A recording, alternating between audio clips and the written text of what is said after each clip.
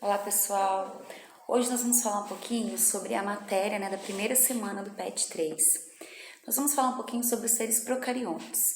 Bom, nós sabemos que procariontes são os indivíduos que não possuem núcleo. Eles possuem material genético, porém esse material genético ele está disperso no citoplasma, Então os procariontes são os que não possuem núcleo.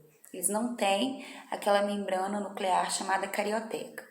E os eucariontes, ao contrário, eles possuem essa membrana nuclear. Bom, os seres procariontes, eles são agrupados, dentre as categorias taxonômicas, como o reino Monera. Então, os seres procariontes pertencem ao reino Monera. Porém, quando a gente estudou na classificação biológica das espécies, taxonomia, nós vimos que existe, algumas categorias: domínio, reino, filo, classe, ordem, família, gênero e espécie. Existem 3 domínios, pessoal. Nós temos o domínio Eucária, Árquea e Bactéria.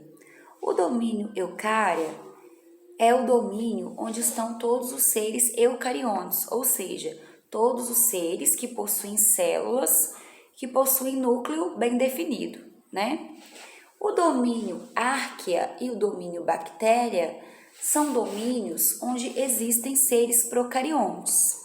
O domínio Árquea é o domínio onde estão as árqueas, apenas as árqueas.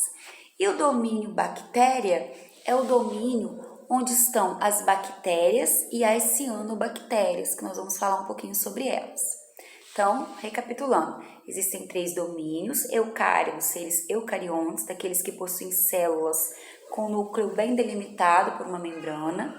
O domínio Árquea é um domínio de seres procariontes, que não possuem membrana no núcleo, não tem núcleo, na verdade, por isso não tem membrana nuclear. E o domínio das bactérias, onde a gente vai ter as bactérias e as cianobactérias. Tá ok? Bom, as árqueas. As árqueas, pessoal, elas são indivíduos procariontes muito primitivos e são chamados de indivíduos extremófilos. Extremófilos porque as árqueas vivem em lugares extremos. Elas têm uma diferença das bactérias pela composição de sua parede celular e elas vivem em condições inóspitas. Elas conseguem colonizar ambientes que outros indivíduos não conseguem. Então, a gente consegue encontrar árqueas em lugares de alta salinidade, em lugares muito quentes, em lugares com muita acidez.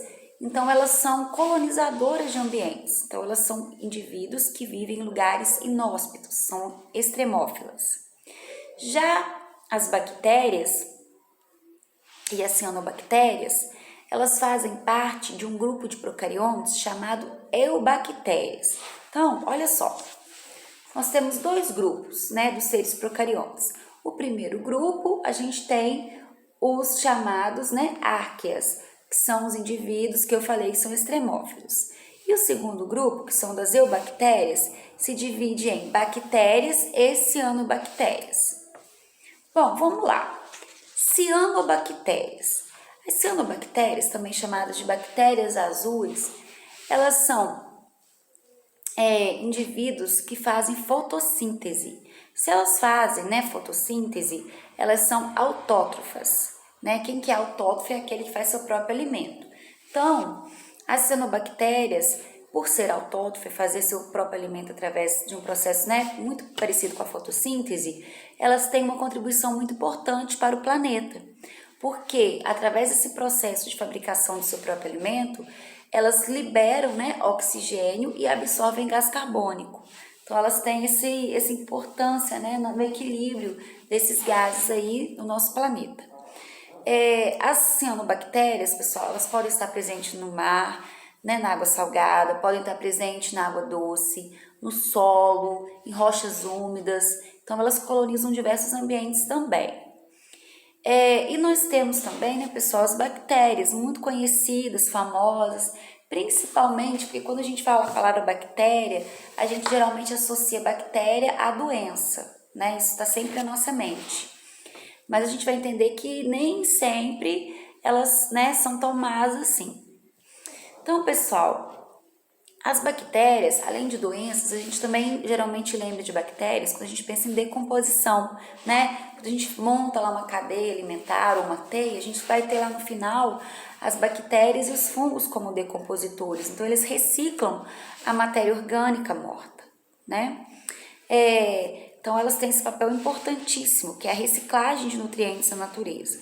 Outra coisa importante nas bactérias, pessoal, é que elas podem viver, né, no nosso corpo e fazer coisas importantes, né? Existem bactérias que vivem no nosso organismo que elas são importantes na produção de vitamina, elas ajudam no processo digestório, elas ajudam né, a compor o que a gente chama de flora intestinal, que é muito importante, né, para esse processo de digestão. Então, a gente não pode olhar apenas as bactérias como algo ruim, né? Elas são utilizadas, pessoal, para fabricação de insulina. Então, existem sim, né, muitas coisas importantes que são feitas através das bactérias, tá ok? As bactérias, elas têm formas diferentes, né? Elas podem, olha essa figura, elas podem ter a forma de cocos, quando elas são arredondadas, elas podem ter a forma de bacilo, elas podem ter a forma de vibrião, de espirilo e de espiroqueta. Quando elas têm a forma de cocos, elas podem, né, formar colônias como os diplococos, os estafilococos, as sarcinas, os estreptococos, né, os tétrade. Quando elas são em forma de bacilos, né, elas também podem formar, né, o estreptococos e outros aqui, né, que tem na imagem. E aqui nós temos outros exemplos, né, como o vibrião, o espirilo e a espiroquita. Então, quando elas são visualizadas ao microscópio, é possível, né, visualizar qual forma elas possuem. Outra coisa sobre as bactérias, pessoal, é que elas, além de membrana plasmática, né, as bactérias, cianobactérias e árqueas, né, todos os grupos aí de indivíduos procariontes, além de membrana plasmática, elas também possuem uma parede celular. As plantas, né, quando a gente for estudar o reino planta, a gente vai ver também que na célula vegetal também existe uma parede celular. Só que a parede celular da célula vegetal é totalmente diferente, a composição química da parede celular, né, dos procariontes, das árqueas, das bactérias e das cianobactérias, tá ok? Então, elas possuem membrana e também possuem parede celular. Pessoal, apesar das bactérias não possuírem núcleo, elas têm material genético. Se elas não tivessem material genético, elas não iriam se reproduzir, né? Elas não teriam variabilidade genética. Elas possuem sim, tá? Material genético, elas possuem um DNA circular, elas têm plasmídio também, que quando a gente for estudar sobre a reprodução delas, a gente vai falar um pouquinho mais, né? Sobre a importância desses plasmídios na reprodução. Então, a gente tem que lembrar que apesar de não ter, né, uma membrana nuclear, elas possuem sim, né, o material genético, tá ok? Bom, outra coisa importante sobre as bactérias, pessoal, é que, né, como a gente falou, a gente sempre associa elas a doenças. E elas realmente causam algumas doenças, né? Até anotei algumas aqui para eu lembrar. Tuberculose,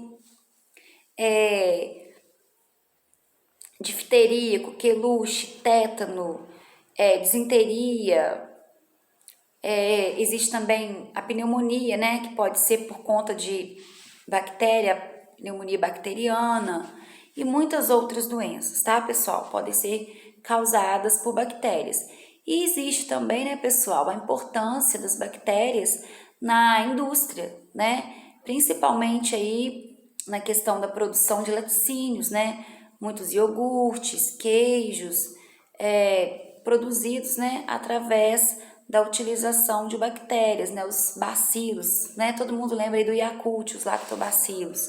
Então, pessoal, por hoje, né, foi uma explicação bem rapidinha para poder ajudar vocês na compreensão das atividades, tá ok? Um abraço para vocês e até a próxima aula.